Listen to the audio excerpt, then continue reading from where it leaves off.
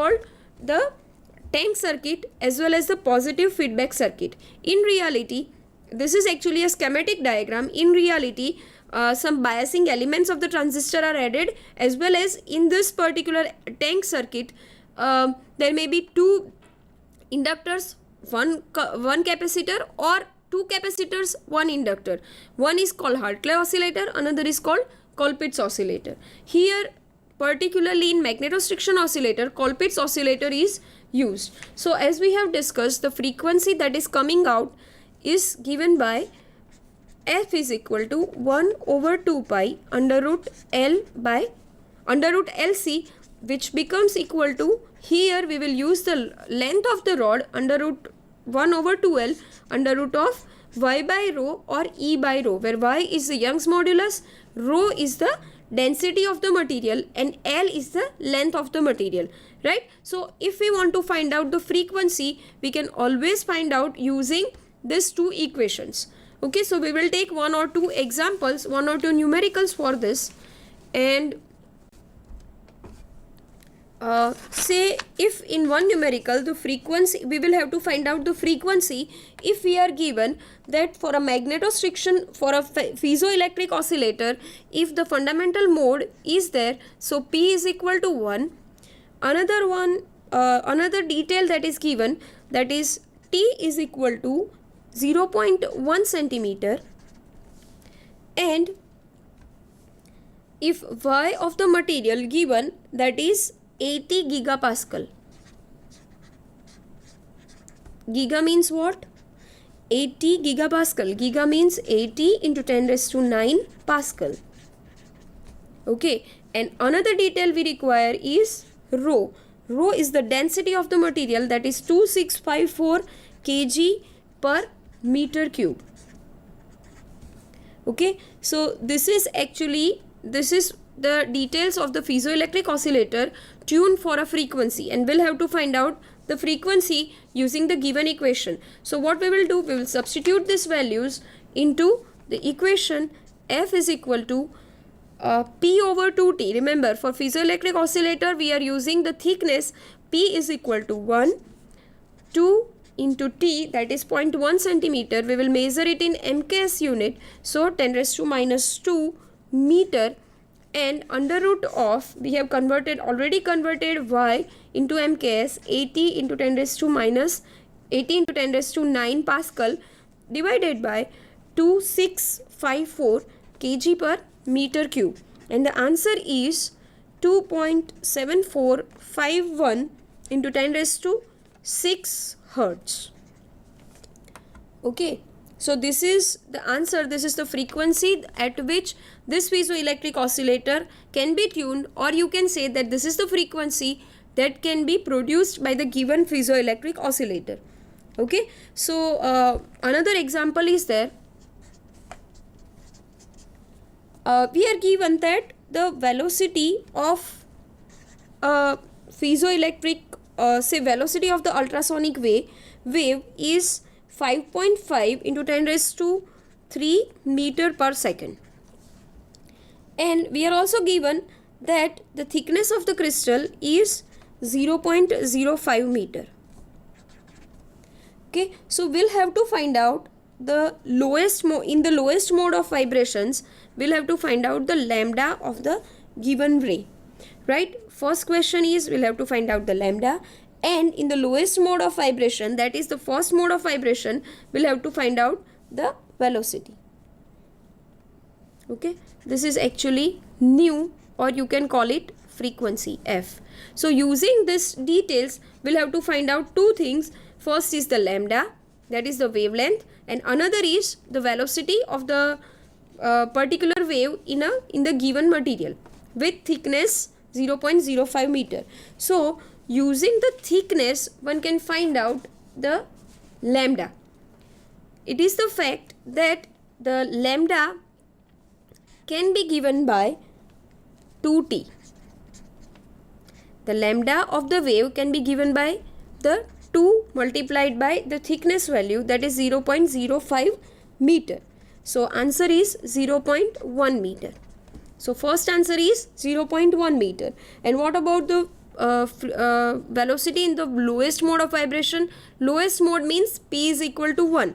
So v1, the velocity, that can be given by f upon lambda. Remember, we generally use c is equal to f lambda for the optical ray, for the light ray, right, where c is the velocity of light in vacuum. But here we are using this similar equation for the sound in a medium, right? v1 is equal to f upon lambda. We have f as well as lambda. F is what? That is 5.5 into 10 raised to 3 meter per second, divided by the lambda, that is 0.1 meter. The answer is 5.5 into 10 raised to 4 meter per second. Okay, now if I want to find out the frequency in the second mode of vibration, then it can be given as, again, 2 into nu 1, that is 2 into f. If I multiply it with the number of modes, I can find out the further frequency. Okay, so now we can think about, we have actually produced all the ultrasonic waves by all the two methods, so we can think about the applications. But before we think about the applications, we have to find out the velocity of the given wave in the particular liquid or in a particular medium, because generally ultrasonic waves are used in a liquid medium to find out different quantities, different properties of the medium. So here we have a method called acoustical grating method. Now what is acoustical grating, or rather than one should ask what is grating? Grating is a device, say those who are familiar with optics, they know that grating is a device which diffracts the monochromatic light. So here what we have a radio frequency oscillator, that is a piezoelectric oscillator or a magnetostriction oscillator, say quartz crystal, and this quartz crystal is say it is ignited or it is started by the radio frequency oscillator, and from that the ultrasonic waves are produced. As you know, the sound waves are produced through continuous condensations and rarefactions. So they may travel in a liquid medium. It is, say for example, it is a water medium, so they may travel through continuous condensations and rarefactions. When this direct ray reaches to the ceiling, which is sealed, it is reflected. When the direct ray and the reflected ray superimpose on each other, equilibrium is attained and a steady state wave pattern is produced, and you can see that continuous nodes and antinodes are created. That means continuous regions of condensed and rarefacted liquid are there. That means again that the density of the liquid is changed, and due to that you can see here that the refractive indices of the different liquid regions are different. For a condensed region, if it is N1, for a non-condensed region, say rarefacted region, it is N2. Again N1, N2, right?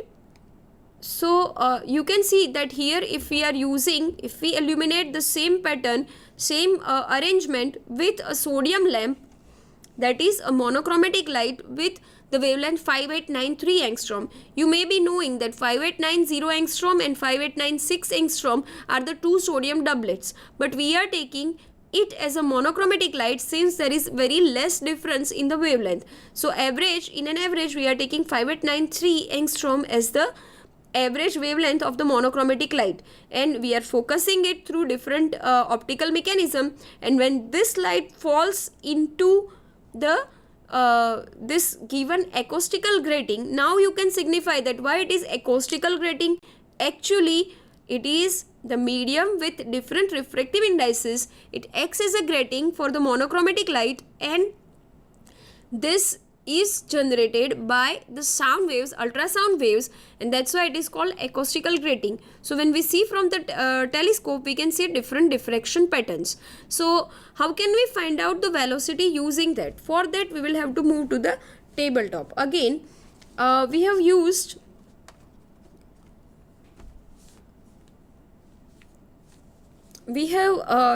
this equation, and I am using it again, that the distance between two condensed or rarefacted region, that can be given by lambda by 2. And as we know that for a grating we can always apply the Young's law, or say Young's double slit experiment. We are applying the Bragg's law, that is n lambda is equal to 2d sine theta. Here I want to make it very clear that this is lambda u, the ultrasonic waves wavelength, and this lambda is of monochromatic light source. If I am getting this as a pattern, then if this is my first maxima, say if this is 0 angle, the theta can be measured for the first maxima. Here this is actually 0th order maxima. This theta can be measured using this as the reference point, this line as the reference point. So it is this theta. Now what is d? D is the distance between two condensed region, and n is the order of diffraction.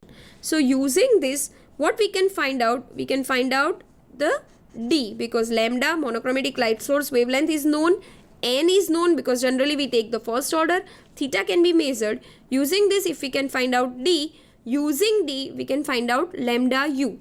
Lambda u is the wavelength of the ultrasonic wave, and using this lambda u we can find out the velocity of light in the medium, that is v is equal to f into lambda u, here where f is the external frequency that we are providing to the quartz crystal. And as we know by the production methods that quartz crystal emits the frequency exactly equal to the frequency that is applied to it, right? So using this we can always find out the frequency of the velocity of the quartz crystal. Say if we are given the lambda u, say in the experimental arrangement, if we don't have the spectrometer or optical arrangement, we can go with the devices given the specifications. Generally the devices are given with in the laboratory, devices used with a similar pattern are given are used the current mechanisms provided within. So I can be used, I as a current can be plotted against the lambda, or it can be plotted against the d, which is again proportional to the lambda u, and this can be found, the distance can be found, distance between two condensed region can be found using these two graphs as well as this observation tables. So ultimately in any of the arrangement, whether it may be optical arrangement or it may be the mechanical arrangement that is generally used in laboratory, our ultimate goal is to find out d, that is the distance between two condensed or refracted region, and using that we can find out the velocity. Okay, so now we can move ahead for the application part. Since ultrasonic waves are greater than 20 kilohertz, they have a very large applications in general. So the first and majorly used ultrasonic application is sonar, and sonar works on a very simple principle. Say when original wave is transmitted, the stopwatch is switched on in a very simple language, and when it is reflected by the object, when it is received, the stopwatch is switched off. That means we are measuring the time between the transmitted and the received wave, and when we if we know the velocity of that particular frequency in the given sound, in the given material, we can always find out the distance. How? Let's see. It will be again on the tabletop. Say if we have seen in the previous slide that the distance traveled from the transmitter to the object, if it is AB, and if from the object it is reflected, and if receiver receives, if it is receiver is signified by R, if that distance is BC, then the distance traveled is given by AB plus BC, because the total distance will be AB plus BC. So what will be the velocity? Velocity is equal to distance upon time, so d upon t. But here you can see that the similar distance is traveled twice, so I should write down as 2d by t, right? So that means if I want to find out the distance, then it is vt by 2. So this is a very simple equation. It is a very simple process by following which we can find out the distance between the transmitter and the receiver. Now you will see that, you can see that what are the applications of this much simple process. Say in the sea, when say one ship is traveling, one doesn't know the depth of the sea, so using this we can find out the depth of the sea first. Second, if there is an unknown sea region where there is some rock, so we can find out the distance between the ship and the rock at an instance using this simple equation, right? So they use actually some complex mechanism, because all the sea waters are not similar, so one has to find out different velocities for the sea water, and then one can find out the distance between the rock. First of all, distance between the ship and the rock. Then secondary, one can find out the distance between the ship and the shoal, that means the fishes. Second thing, one can always use this method, which is again widely used in military, to find out the distance between the submarine, the enemy submarine, and the transmitter. So one can always use this navigation method using sound, using ultrasonic sound. And you can see the full form of sonar indicates the same, that is sound, navigation and ranging. Using the ultrasonic sound, one can find out different distances between the two ends, between the two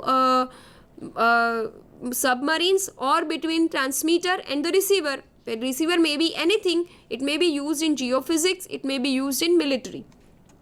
The second method is ultrasonic cavitation method. The cavitation growth, you can see that when ultrasonic waves are traveling in a medium, they actually travel with kind of pressure. They generate different regions of pressure. Say condensed region has high pressure, high density, high temperature, compared to the rarefracted region where lower pressure and lower density is there. So due to this changing pressure, bubbles are generated in the liquid, and due to that, these bubbles are the regions of negative pressure. Now at a particular level, the bubbles are increasing in that size, but at a particular pressure level they will explode. And you can see here that cavitation bubble growth is a negative pressure region.